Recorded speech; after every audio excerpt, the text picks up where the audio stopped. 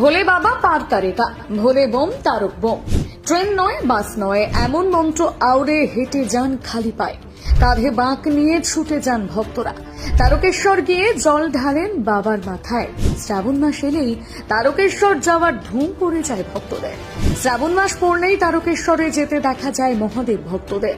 দেখা যায় খালি পায়ে কাঁধে বাঁক নিয়ে হেঁটে যাচ্ছেন তারা।